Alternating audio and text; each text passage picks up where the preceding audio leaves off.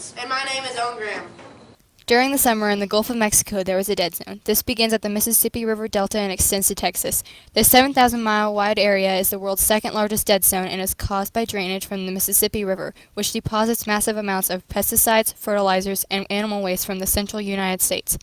The area is devoid of wildlife except for the bodies of shrimp, crabs, and other marine life that will die because of oxygen depletion and polluted water. Although the dead zone fades in winter, not all the organic matter decays, which means the zone will get larger even if the same amount of nitrogen is released next year. The zone has grown steadily over the past few decades, and scientists are concerned the Gulf oil spill could have widened the massive dead zone. Today, Ashton has a story over Europe. Let's take it over to you, Preston. Europe and Russia, there's talk about war. In recent years, terrorism has sparked with ISIS attacking in many countries. On July 14th, terrorists attacked France in a town called Nice. The next day, a terrorist drove a truck into a crowd, killing 84. The French Prime Minister, Manuel Valls, said that France is at war, both abroad and on our soil. But war is here, and it's different from the ones we knew in the 20th century. Did you hear about that earthquake in New Zealand? Yeah, I heard it was really destructive. Let's send it back to Ella to tell us about that. New Zealand earthquake. After New Zealand's earthquake, a deadly 7.8 magnitude earthquake. After powerful aftershocks, thousands are now stranded in New Zealand town near the quake's epicenter. Those earthquakes were very bad. Yeah, I agree. Paige had a story over a priest getting abducted. Let's send that to our reader to talk about that. 3 priests were abducted in Mexico in September. Reverend Jose Luis Sanchez Ruiz, the third person taken, had been gone since September in the Gulf Coast state of Veracruz. The other 2 were found shot to death a few days after they were kidnapped. His abduction brought new attention to attacks on priests in Mexico, which also saw another priest killed in the western state of Michoacan in September. Prosecutors have suggested that robbery may have been the motive in all 3 killings this year, but other priests think something else may have been involved in Sanchez Ruiz's kidnapping. Bishop Fidencio Lopez said Sunday that Sanchez Ruiz had been dumped with notable signs of torture at an undisclosed location. No one knew he was missing for 2 days. Angry civilians burned part of the town hall and police patrol truck while demanding the release of the priest. According to BBC News, he had received threats in recent days because he is a defender of human rights, said Aaron Reyes, a spokesman for the diocese. He had criticized the system of corruption and the crime problem in Catemaco. At least 31 priests have been killed in Mexico since 2006. Most of the attacks occurred in areas of Mexico plagued by drug cartel violence. Mexico's Catholic Media Center says Veracruz, Guerrero, and Mexico states are the most dangerous for priests. That was crazy. There's a story over the wall that Donald Trump might build. Let's send that to Emma to read this story. We all know that Donald Trump has been elected President of the United States, so that means sooner or later there may be a wall. What do you think Mexico's reaction was to Donald Trump winning the election? I'm going to tell you. Mexican President Enrique Peña Nieto was not too upset for Trump winning, but other Mexicans were mad at their own president for meeting him. Nieto even tweeted congratulations to Trump when he won the election, saying, and I quote, "Mexico and the U.S. are friends, partners, and allies who should continue working for the competitiveness and the development of North America." He also tweeted, "I am confident that Mexico and the United States will continue to tighten its ties of cooperation and mutual respect." Now, why are Mexicans mad at Trump? Well, because Trump wants Mexico to pay for a border wall. When Nieto and Trump met, they said they did not discuss the payment of the wall, but it seems they became friends. Mexicans were furious with Trump that Trump was invited to Mexico by Nieto, but also wondering what he had gained for Trump to come. They spent an hour talking. Mexicans are still angry at Donald Trump and Enrique Peña Nieto. Jade wrote a story over the economy falling in Iraq. That doesn't sound too good. Jade, take it away. My name's Jade Herbert, and I'm doing a thing over economy economy, and my first topic will be government policies.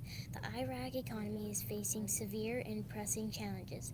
The decline in oil prices in 2015 and 2016, and the ISS insurgencies have contributed to a sharp deterioration of economic activity and rapidly increased in the economy and currently account defects. Microeconomies risk remain elevated due to Iraq's continued exposure to the volatile oil market, but the medium-term outlook seems more favorable thanks to an expected increase in oil prices in 2017 and important gains against ISS.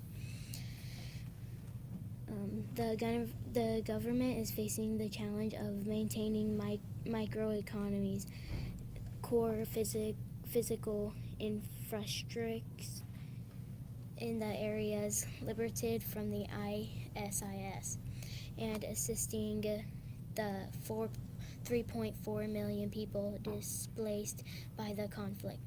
The double shock has severely dented growth, diverted resources away from productive investment, and increased poverty, helplessness, and unemployment.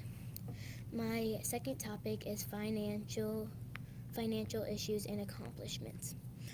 Iraq economy freedom remains unrated because of a lack of reliable data.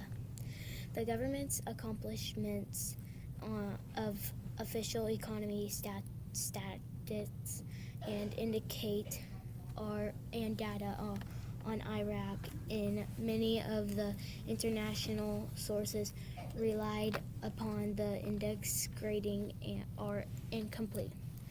Iraq's economy freedom will be ranked in future editions when more reliable information becomes available. Iraq's ongoing economy restrictions has become increasingly fragile. The central government weakness, the presence of powerful vested interests, and political volatility have hindered difficulty. Policy reforms undermining the limited but measurable progress made in past years. Let's hear about Samantha's strong story over culture. Okay, let's send it to our narrator to read that story. I am Samantha Dunbar, and I'm doing a thing over the culture of Muslims. A Muslim is a person who follows or practices the religion of Islam, a monotheistic and Abrahamic religion based on the Quran. Muslims consider the Quran to be the verbatim word of God as revealed to the Islamic prophet and messenger Muhammad. In the Middle East, they celebrate many different holidays. In the United Arab Emirates, they celebrate Al-Hijra, Islamic New Year, on October 2nd, National Day of December 2nd, Eid al-Fitr, end of Ramadan, July 7, 2016, and many others. Al-Hijra starts on Sunday, October 2nd, and will continue for 29 days until Wednesday, the 30th of October. Many Muslims will fast during daylight hours, making the day of Ashura. Most of the Islamic people speak Arabic. Islam is one of the fastest growing religions in the world. The people in the Middle East have a lot of issues with a group of Muslim terrorists, ISIS, killing and enslaving them. There are journalists being held captive. Let's hear about that, Shelby. Kidney Springs, 5,250 illegal firearms. Gathering a national union of journalism has occurred to the authorization to release 3 Guerrero national states of journalism have occurred to authorize to release 3 journalists arrested last week. It's not clear on the charges. The head of the broadcaster Monosabo is a college baker for a photograph.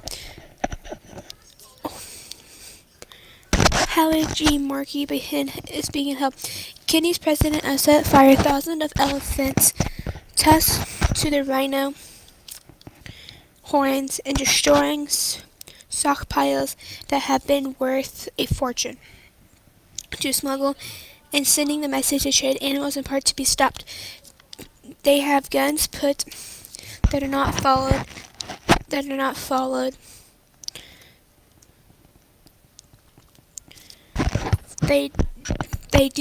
They do not have license. The guns have not been authorized by anyone. There is 500,000 guns that have been smuggled in South Africa. There was another earthquake over the summer. That sounds interesting. Let's hear about that. The North Sea earthquake.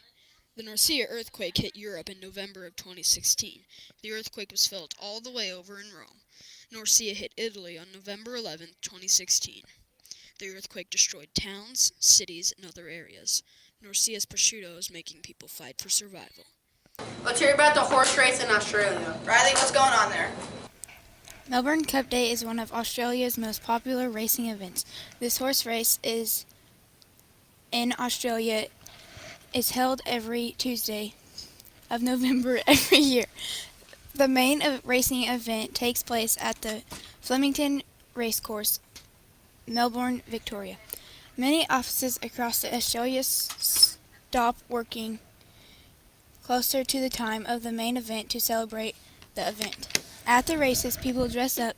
Many women wear their best or most colorful hats and dresses, with some participating in fashion parades on the field.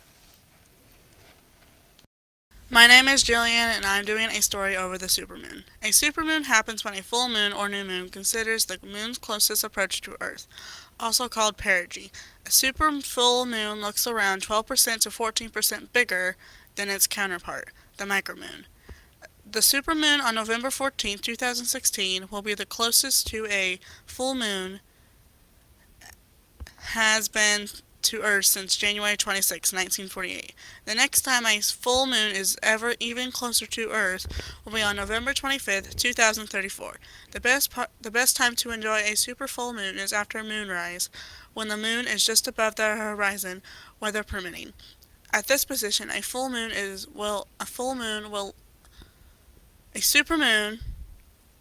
full moon will look bigger and brighter than when it's higher up in the sky, because you can compare the apparent size of the moon with elements in the landscape like hills, foliage, and buildings. This effect is called the moon illusion.